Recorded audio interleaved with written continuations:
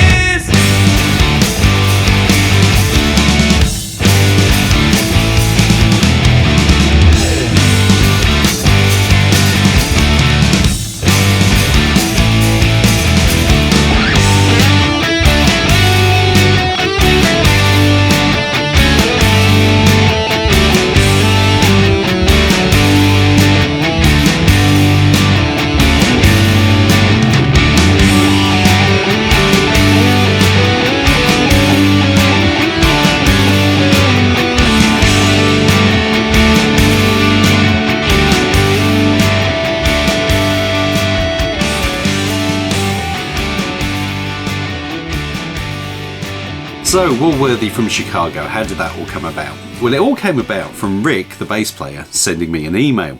And in that email, he said, "Hi, I'm Rick. I play bass for a Chicago band called Woolworthy. We've just recorded 6 songs and one of them is a cover version of the Asexuals' Love Goes Plaid. We wanted to check if it's okay if we can do that and would you also like to hear it?"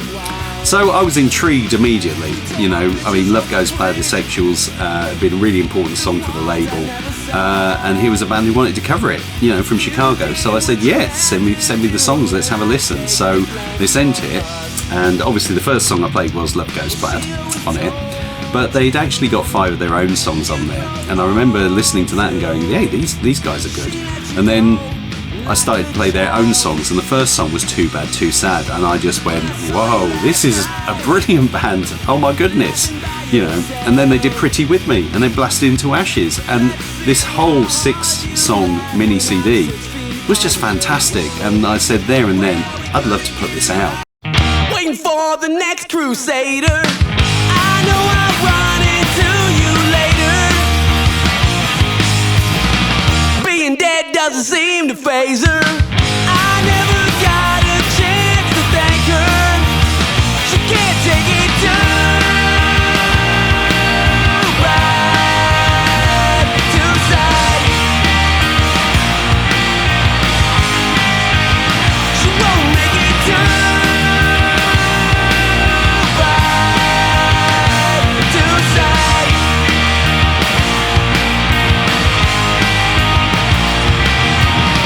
Waiting for someone to show up. Oh, anybody that you know of. Lost your faith before they make you. Only your favorite song can save you. She can't take it too bad, too sad. She gon' make it too bad, too sad.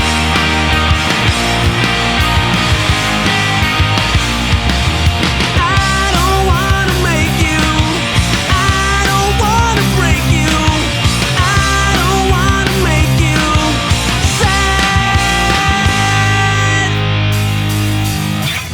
Too bad, too sad. She won't make it too bad, too sad, too sad, too sad, too sad, too sad, too sad.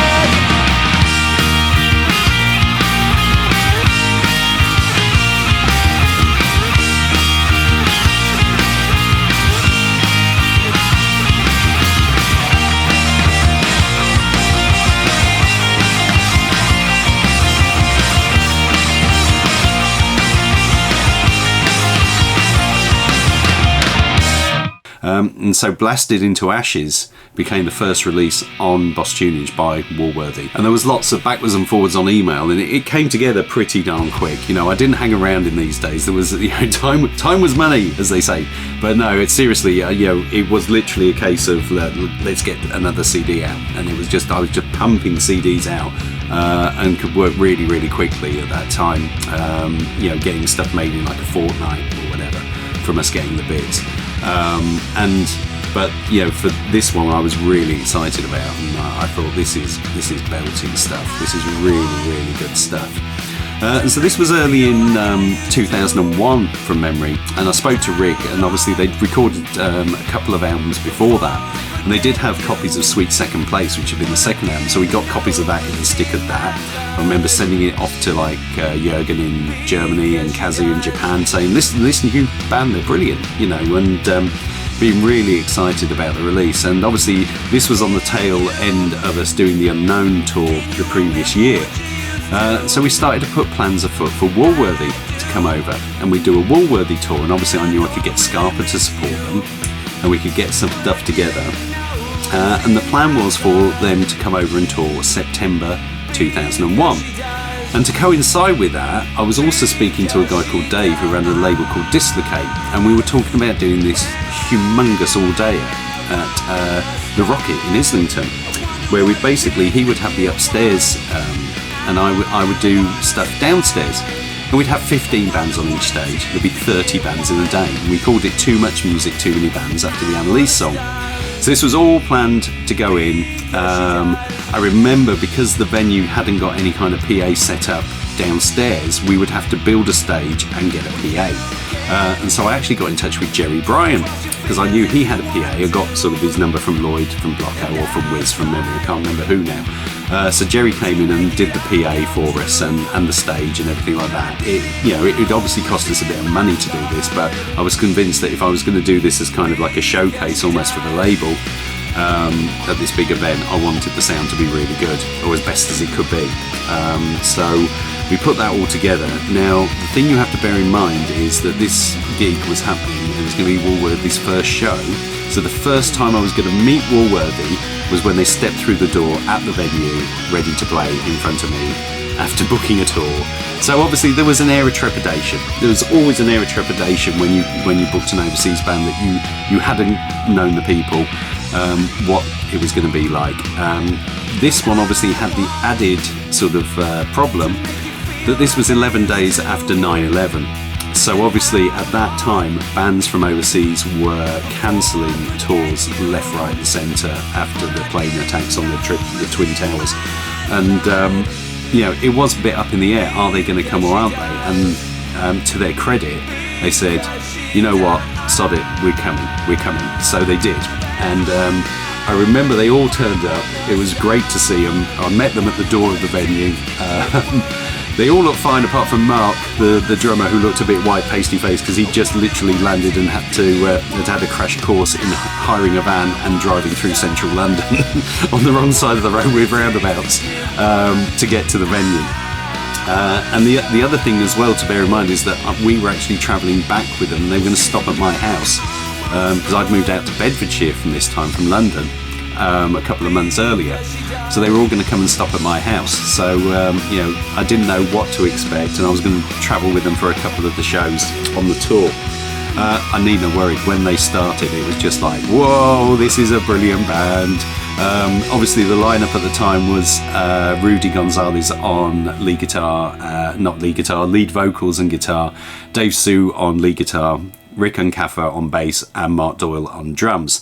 And Dave had actually got married, and I think he brought his wife with him, and they had their honeymoon on tour in the back of a transit van around the UK, which was cool. So immediately hit it all off with them. And I remember we had a very small house in Bedfordshire. We'd moved out of our flat in London too. And I remember there were like people asleep in the upstairs landing, and feet hanging out of the small box room and stuff like that. So everyone was crammed in. Scarpa guys I think came back as well because they were going to be going round on tour with them. And just immediately here's friends for life again. I was really lucky at this point that I was taking these punts on overseas bands and not being disappointed. But Woolworthy were a fantastic live band. Blasted Into Ashes was a fantastic mini CD. So unfortunately there's not any live footage of the band that I could find from that time, but I did find the promo video that the band did for Pretty With Me, which was on Blasted Into Ashes. So we'll play that now.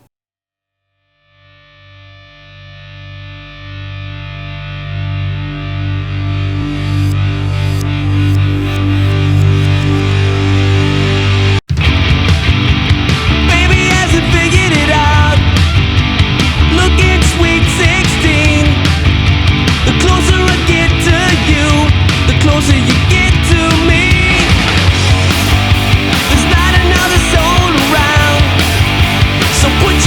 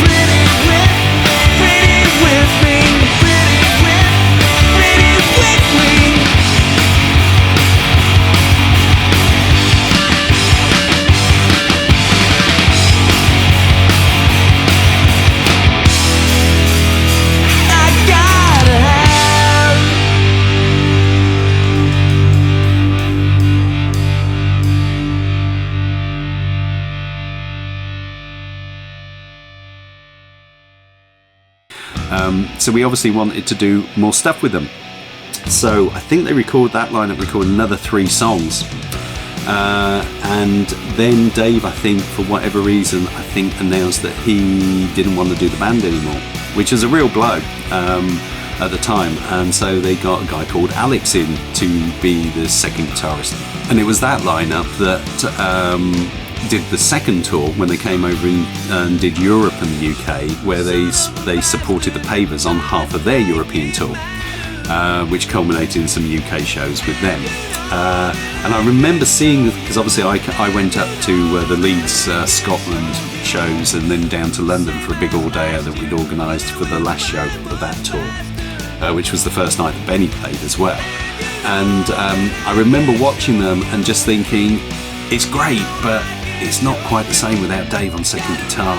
Alex was a lovely bloke, but the band had lost something with not having Dave there, and they'd recorded 3 more songs, as I said, and what we decided to do was actually, because Blasted Into Ashes, we'd repressed it and it had sold out, is that because a lot of people weren't really familiar with the earlier Woolworthy stuff, that we'd do this best of called Recycler, which would have the 3 new songs, the 6 songs from Blasted Into Ashes, and then another sort of 12 or 13 taken from the early recordings. And that just went stratospheric in reviews. I remember Kerrang gave it an absolutely amazing review.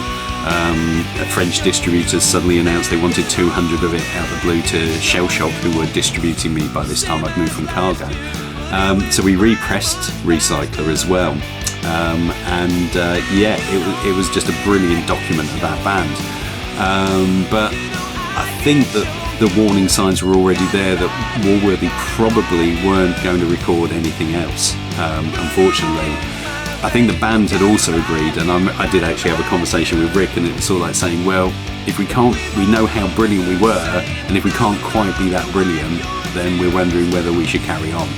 And lo and behold, Woolworthy did sort of end fairly soon after that 2002 tour, I believe, but we continued to work with everybody. Mark and Rick were obviously in Textbook as well at this time with Dave, and so obviously I'll speak about Textbook on another video. And then we would work with Rudy again when he formed a band called The Dead On a few years later, and I'll speak about The Dead On in another video as well. But yeah, Woolworthy, I think probably of all the bands I was dealing with at that time, they're the ones who probably had the potential to really break out into the mainstream, but it just never quite happened. I look back on those tours with fondness, friends for life, everyone who met them really got on with them as well. Lots of guys go out from the UK to Chicago to see them. They're a really important band, I think, in the Inksplat logo years, Woolworthy, and one I'm immensely proud that we did on the label. So yeah, Woolworthy, brilliant band. Obviously, if you're not familiar with them, then just head and find Recycler, because that's got kind of everything that you would possibly need by Woolworthy on one CD release.